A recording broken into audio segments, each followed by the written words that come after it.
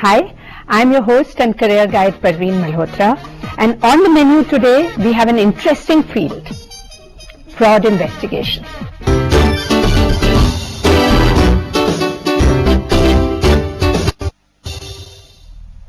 Be it embezzlement, money laundering, credit card fraud, illicit funds, hidden assets, false insurance claims, fraud is everywhere and its tentacles have spread into every walk of life.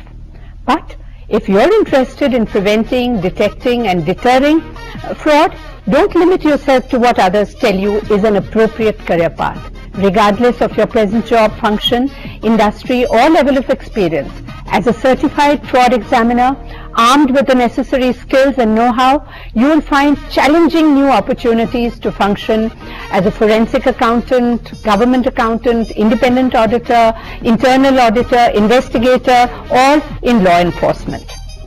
And to tell us all about this exciting and yet uncommon career is Sharad Kumar, founder, member and secretary, India chapter of ACFE, stands for Association of Certified Fraud Examiners. The first certified fraud examiner in India and the second in South Asia.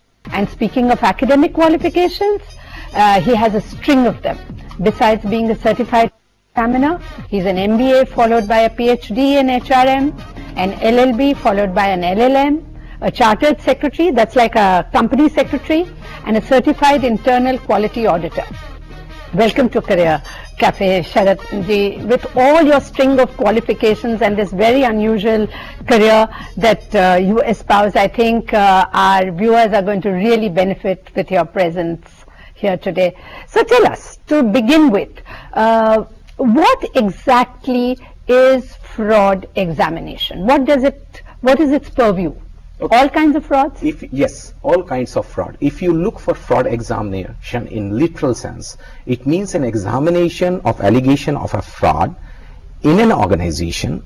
So first, when we find that there is a fraud in an organization, we invite a fraud examiner who establish whether there is a fraud or not.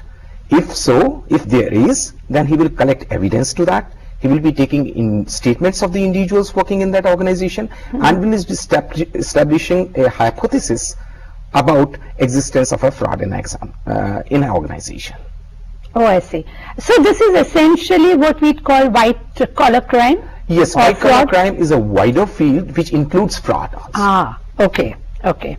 So now how does someone decide? Who is the best person? What sort of qualifications are required to acquire this further specialization? Okay, if you take it, any person can aspire this as a career in his life. But what we look into the qualities is that a certified fraud examiner is just not an investigator. He is an auditor with an investigation blend of mind. He is a lawyer who establishes the facts of the case of a fraud. He is an investigator in the true sense, which investigates financial frauds, and he also is a psychologist because he has to understand the behavior of the criminals. Oh, fantastic. Do you have to be a chartered accountant or a company secretary? Something? I would say this is a natural progression. Okay. For a chartered accountant, under the standards, accounting standards, SCS 99, now there is a liability on the auditors to report frauds, to point out the fraud in an organization. So a knowledge of a fraud investigation or examination is always a handy tool to an auditor. But isn't this covered in, say, the CA course or the cost management accounting course? But probably not to this extent. Unfortunately, the premises of an auditor is examination of the financial statements in conformity with the books of accounts. True. He is not an investigator, so he cannot point a fingers towards existence of a fraud. But he can make his report qualified and says that there are kind of irregularities which are not being justified in the books of accounts. So it needs further examination.